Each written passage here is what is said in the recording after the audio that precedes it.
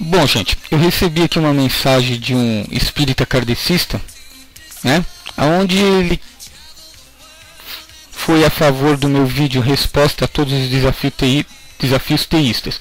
Só que ele faz algumas perguntas sobre o espiritismo kardecista, né, e ele tenta me explicar um monte de coisa.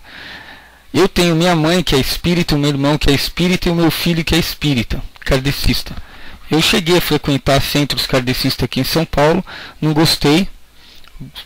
É até muito silêncio, não tem nada a ver com essas igrejas evangélicas. Tem muita gente que confunde kardecismo com macumba, velho. Tem nada a ver kardecismo com macumba, certo? Bom, existem várias coisas no espiritismo kardecista que foge completamente a linha de raciocínio que eles ensinam. Completamente. Tem várias. Eu vou começar com essa e gostaria que os espíritas me explicassem o porquê disso. Tá? Diz no espiritismo que todo espírito, antes de encarnar num corpo terrestre, ele escolhe a situação que ele vai querer vir aqui na Terra. Tá? Ou seja, essas pessoas aleijadas, essas pessoas que nascem aleijadas, né? Ela escolheu essa situação antes de nascer para vir para a Terra e poder pagar pelos pecados que ela fez em outras vidas. Na língua dos kardecistas, ela vai resgatar, né, os pecados dela para poder subir espiritualmente falando mais rápido. Então, quanto mais você sofrer numa encarnação, seja na Terra ou em outros planetas, porque o espiritismo acredita em vida em diversos planetas do universo, quanto mais você sofrer, mais rápido você vai pagar o que você deve, né? E vai evoluindo e nascendo muitas vezes em planetas cada vez melhores, né? Em situação cada vez melhor. Eis a questão. Agora vem a questão. A maioria dos espíritas kardecistas acreditam em médiums e médicos espíritas, ou seja, em espíritos médicos, né? Então, gente, eu vi por várias vezes, eu atendo um amigo meu e eu levo ele às vezes num centro espírita, aonde aquele Dr. Fritz, o espírito do Dr. Fritz, atende, né? E nesse centro vai muitas pessoas com defeitos físicos também. Eu já vi. Inclusive tem uma moça lá que é amiguíssima dele. Ela leva uma criancinha recém-nascida que nasceu com uma bola que não é um tumor. Dizem os médicos que aquilo é líquido, né? E os médicos tiram e fica sempre nascendo líquido ali. Então eu não entendo por que uma alma, um espírito, escolhe antes de nascer aquela condição de nascer numa criança com líquido, sofrer com líquido na cabeça, e um espírito do mesmo plano ou de um plano avançado, superior, venha querer sarar aquela pessoa aqui na Terra. Ou seja, eu escolhi a minha condição de vir para a Terra, né? Aí tem um outro espírito que quer me curar dessa condição que eu escolhi. Por que não deixa a coisa fluir? A criança nasceu daquele jeito, deixa a criança morrer daquele jeito. Afinal, foi ela que escolheu vir daquele jeito, né? Uma criança, hoje em dia, com o pé torto. Tem criança que nasce com os pés virados para trás. Eu não sei o nome que se dá aquilo. É uma síndrome, né? Nasce com os pés virados para trás.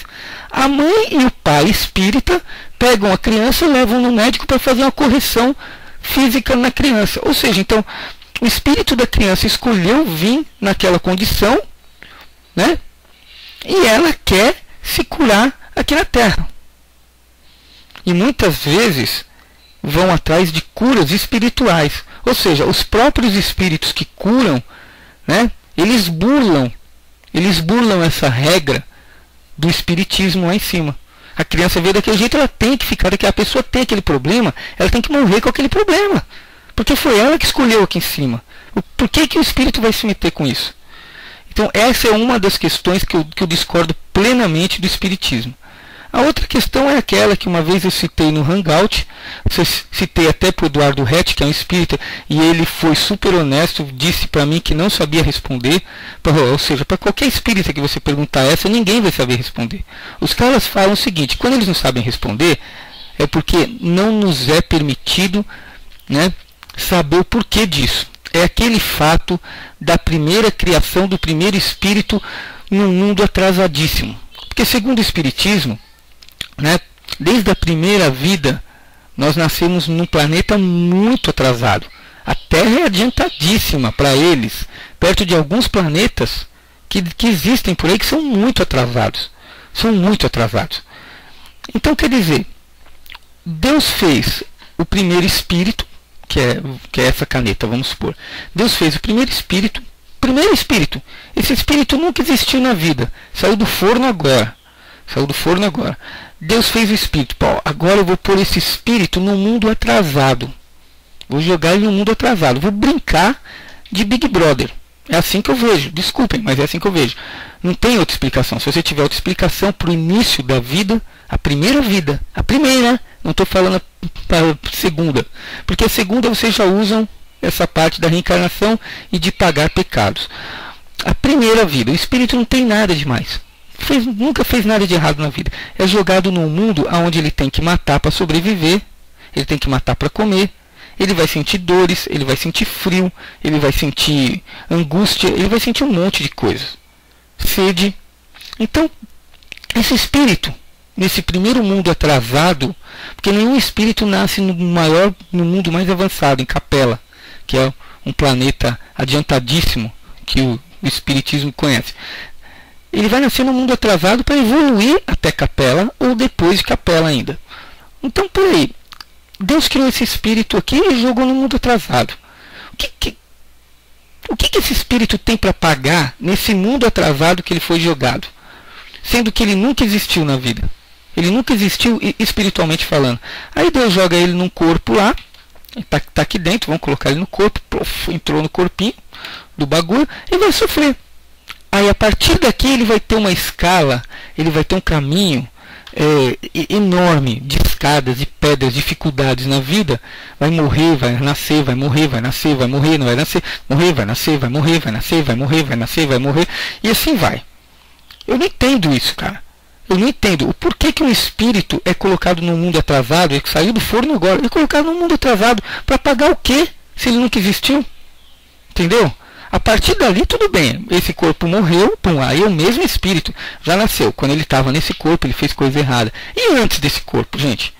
Então são coisas que o Espiritismo conta, as histórias são tantas, mas tem muita contradição nessas histórias.